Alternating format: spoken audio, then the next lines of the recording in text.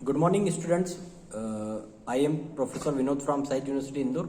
मेरे साथ हैं डॉक्टर अभय कोठारी, जो कि आपको पेटेंट के बारे में बताएंगे कि पेटेंट किस तरह से लिखा जाता है। तो कुछ क्वेश्चंस थे स्टूडेंट्स के, उससे रिगार्डिंग हम लोगों ने वीडियो बनाया है कि पेटेंट कैसे लिखते हैं। तो सबसे पहले मैं आपको इंट्रोड्यूस करवा दूं, डॉक्टर अभय कोठारी सर हैं, जो कि हमारे यहाँ पर पेटेंट स्पेशलिस्ट हैं और पेटेंट लिखते हैं सारी चीज़ों, और पेटेंट की जो क्वेश्चनिंग रहती है उसका आंसर भी देते हैं। और सर के बहुत सारे पेटेंट हुए हैं अपनी लाइफ के अंदर, और बहुत अच्छा पेटेंट रिटर्न का काम करते हैं सर।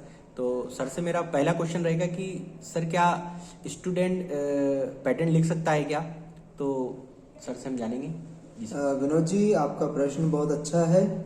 स्टूडेंट पेटेंट जरूर लिख सकता है, और उसको थोड़ा सब्जेक्ट का नॉलेज होना चाहिए और थोड़ा बेसिक डायग्रामिंग स्किल्स होनी चाहिए। फ्लो चार्ट कैसे बनाना, ब्लॉक डायग्राम कैसे बनाना, फिगर्स कैसे बनाना, दूसरे डिपेंड करता है किस इंजीनियरिंग ब्रांच में है वो, या किस सब्जेक्ट एरिया में है वो।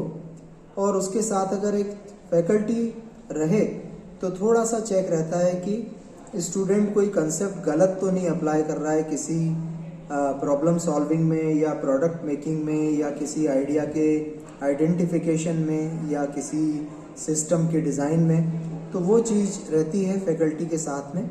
मेरे साथ में 4 से 5 स्टूडेंट्स पेटेंट लिख रहे हैं अभी, जो कि इंजीनियरिंग के विद्यार्थी हैं, सेकेंड ईयर कंप्यूटर साइंस के, और सॉफ्टवेयर इंजीनियरिंग के एरिया में, और कंप्यूटर आर्किटेक्चर के एरिया में, और थोड़ा सा आर्टिफिशियल इंटेलिजेंस के एरिया में के टॉपिक्स पे पेटेंट लिख रहे हैं। थोड़ा सा सीख के वो लिखते हैं, और कभी उनको डिफ़िकल्टी आती है तो वो पूछ लेते हैं। हाँ, टाइटल के चयन में, या टाइटल की राइटिंग में, या आइडिया सही है कि नहीं है, या पेटेंटिंग लिखने की कंप्लीट जो एक्टिविटी होती है वो क्या होती है, पेटेंट क्यों लिखा जाता है, क्या होता है, कितना इनोवेशन उसके अंदर रहता है, उन इनोवेशंस को लिखना कैसे, इन सब चीज़ों में स्टूडेंट सीख के करता है, जो कि बड़ा स्वाभाविक है। इसमें कोई गलत बात भी नहीं है। मैंने खुद ने भी जब पहला पेटेंट लिखा था तो कई जगह से सीखा था और फिर उसको लिखा था। आज की तारीख में मेरे 20 के करीब पेटेंट्स हैं। तो अब वो सब चीज़ें मुझे नहीं सीखनी पड़ती, वो मैं स्टूडेंट्स को सिखाने की कोशिश करता हूँ, या उनके प्रश्नों के उत्तर देने की कोशिश करता हूँ। उससे वो स्टूडेंट पेटेंट लिखने की स्थिति में आ जाते हैं। सर, मेरा दूसरा सवाल ये है कि किस टाइप की डिफिकल्टीज स्टूडेंट को आ सकती है पेटेंट लिखते समय? विनोद जी, अधिकतर स्टूडेंट्स को जो डिफ़िकल्टी आती है वो ये आती है कि आइडिया कैसे आइडेंटिफाई करना। जी। क्योंकि वो नहीं जानते हैं कि प्रोडक्ट पुराने क्या थे और उनमें क्या आइडियाज़ यूज़ हुए थे, और आज की डेट में क्या आइडियाज़ सही बैठ रहे हैं आज के कस्टमर नीड के लिए जो प्रोडक्ट हैं। तो थोड़ा तो वो जानते हैं, पर कहीं कहीं उनको मदद की ज़रूरत पड़ती है, जो कि फैकल्टी या मैं प्रोवाइड करते हैं। दूसरा, पेटेंटिंग की कंप्लीट प्रोसेस क्या होती है उसका आइडिया उनको नहीं होता है। इनोवेशन को किस हद तक ले जाना और कितना इनोवेशन मिनिमम नेसेसरी है उसका वो असेसमेंट नहीं कर पाते हैं कई बार। तो इस तरह की डिफ़िकल्टीज़ उनको आती है। कई बार लिखने में, टेक्निकल राइटिंग में डिफ़िकल्टीज़ आती हैं। तो क्योंकि वो इसलिए आती है क्योंकि वो स्टूडेंट्स हैं, उनको टेक्निकली अच्छा डॉक्यूमेंट बनाना इतना नहीं आता है फिर भी वो लिखते हैं, और उनका जो एंथुजियाज़म होता है, उनकी जो एनर्जी होती है, उसको आप सही रूप में ढाल के, मोल्ड करके उनसे पेटेंट लिखवा सकते हैं। और उनकी थोड़ी बहुत जो डिफ़िकल्टीज़ आती है, जहाँ जहाँ मैंने बताई हैं, सॉल्यूशन मेकिंग में, या सॉल्यूशन सही है कि नहीं उसके ऊपर वो इतने कॉन्फिडेंट नहीं होते हैं, तो थोड़ा उनको बताना होता है, बाकी वो लिख लेते हैं। सर, मेरा अगला क्वेश्चन ये है कि कितना टाइम लगता है एक पेटेंट को पब्लिश होने में? पेटेंट को बनाने में अगर कोई एक्सपर्ट बना रहा है तो 15 से 20 दिन में वो पेटेंट को बना लेता है। From idea to patent complete form, जो फॉर्म भरना होता है और उसका राइटअप जो होता है, और उसके बाद में हमारे यहाँ पे स्क्रीनिंग होती है, इंटरनल स्क्रीनिंग।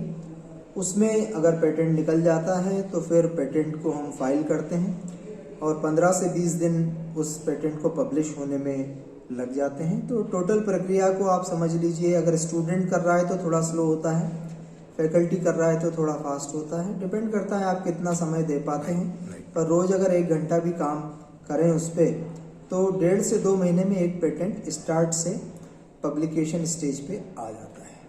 तो सर एक और मेरा ये क्वेश्चन है कि how to write patent step wise, क्या क्या स्टेप हो सकती है पेटेंट लिखने के लिए? पेटेंट को लिखने की जो स्टेप होती है वो हम फॉर्म 2 में लिखी हुई होती है, उसको अपन फॉलो करते हैं। जिस भी प्रोडक्ट को आप बनाने जा रहे हैं उसके बारे में आपको एक चीज़ ध्यान में रखनी पड़ती है सबसे पहले कि वो प्रोडक्ट आज की तारीख में इनोवेट क्यों करना पड़ रहा है। पहले भी प्रोडक्ट है उस टाइप के, तो शायद कस्टमर नीड्स चेंज हो गई, तो वो नीड्स क्यों चेंज हुई हैं, क्या क्या चेंजेस आए हैं कस्टमर की डिमांड में या उनके रिक्वायरमेंट में। तो उसके अकॉर्डिंग हमें पुराने प्रोडक्ट पे इनोवेशन करके नया प्रोडक्ट बना के पेटेंट कराना होता है। और या तो उसका सिस्टम नया बनाना होता है, उसका जो हार्डवेयर नया बनाना होता है, उसकी सॉफ्टवेयर की टेक्निक नई बनानी होती है, या पुराने प्रोडक्ट्स में कुछ कमियां या लिमिटेशंस होते हैं उनको दूर करना होता है। तो ये सबसे पहले आपको आइडिया के फॉर्म में आइडेंटिफाई करना होता है कि प्रोडक्ट को इनोवेट किस चीज़ के ऊपर करना है, कस्टमर की कौन सी नीड्स ऐसी हैं जो बदल गई हैं। 15 साल पहले वो प्रोडक्ट था, आज वो बदल गई हैं, तो क्या बदला है, उसके अकॉर्डिंग टेक्नोलॉजी क्या हमें लेनी पड़ेगी। तो पुराने प्रोडक्ट के लिमिटेशन समझने होते हैं, फिर उनको ओवरकम करने के लिए सॉल्यूशंस हमें ढूंढने पड़ते हैं, नई टेक्नोलॉजी, नई मशीनरी, नई प्रोसेस, नई मेथड्स, नए कंप्यूटर के रूप में। और उसके बाद हमें प्रोडक्ट का डिस्क्रिप्शन लिखना पड़ता है, फुल लेंथ डिस्क्रिप्शन, जिसमें कि हम कई चीज़ें लिखते हैं, प्रोडक्ट का कंप्लीट डिज़ाइन देते हैं, उसका वर्किंग देते हैं जो बनाने जा रहे हैं, उसमें क्या मेथड्स यूज़ होंगी, उसके अंदर क्या सिस्टम्स यूज़ होंगे, उसके अंदर क्या कंपोनेंट्स यूज़ होंगे, उसका पूरा description, diagrams, figures, block diagrams, flow charts सारे देने होते हैं। फिर हमें नॉवेल फीचर्स लिखने होते हैं हमारे प्रोडक्ट के, कि हमारा प्रोडक्ट जो है वो इनोवेटिव क्यों है, उसमें क्या क्या ऐसी चीज़ों का प्रयोग किया गया है जिनको हम इनोवेशन कह सकते हैं। इनोवेशन यानी चेंज, इनोवेशन यानी नयापन, इनोवेशन यानी परिवर्तन, ठीक है। इनोवेशन को इस तरह समझा जा सकता है, अच्छी परफॉर्मेंस, अच्छी एक्यूरेसी। तो क्या चीज़ों के इस्तेमाल से हमारा प्रोडक्ट अच्छा बन रहा है, उनको नॉवेल्टीज़ या क्लेम्स के फॉर्म में लिखा जाता है। फिर अल्टरनेट तरीके क्या हैं इस काम को करने के, वो भी लिखे जाते हैं। तो इस तरह की स्टेप्स जो होती हैं वो, इसकी एप्लीकेशंस कहाँ होंगी प्रोडक्ट की, वो लिखे जाते हैं। कौन यूज़र्स होंगे, क्या क्या यूज़ करेंगे, इस प्रोडक्ट को यूज़ करने का बेनिफिट क्या होगा, ये सब लिखा जाता है। तो इस तरह की चीज़ों से पेटेंट बनता है। जी सर, एक और मेरा सवाल था कि क्या पेटेंट के लिए कोई स्पेसिफिक एरिया होते हैं या किसी भी एरिया में लिखा जा सकता है? क्योंकि हमारे पास जैसे 14 इंस्टीट्यूट है, तो क्या 14 इंस्टीट्यूट के बच्चे पेटेंट लिख सकते हैं? सारे इंस्टीट्यूट के स्टूडेंट्स पेटेंट लिख सकते हैं। अपने अपने क्षेत्र में जब वो इनोवेशन करते हैं, उनके क्षेत्र में इस्तेमाल किए जाने वाले या बनाए जाने वाले प्रोडक्ट्स हों या सर्विसेज हों, उनमें अगर वो इनोवेशन करते हैं, डिज़ाइंस हों या मेथड्स हों, हर इंस्टीट्यूट के विषय के अंदर, फैकल्टी के अंदर कोई ना कोई मेथड या कोई ना कोई प्रोडक्ट बनता है या इस्तेमाल होता है, लैब्स होती हैं। तो अगर उन चीज़ों में वो पुराने प्रोडक्ट पे या सर्विसेज पे या लैब्स पे इनोवेशन करते हैं, डिज़ाइंस पे इनोवेशन करते हैं, मेथड्स पे इनोवेशन करते हैं। इनोवेशन यानी इम्प्रूवमेंट, परिवर्तन यानी चेंज या न्यूनेस, कोई नई चीज़ कर दी, नया प्रोडक्ट ले आए, तो उनको पेटेंट मिल सकता है।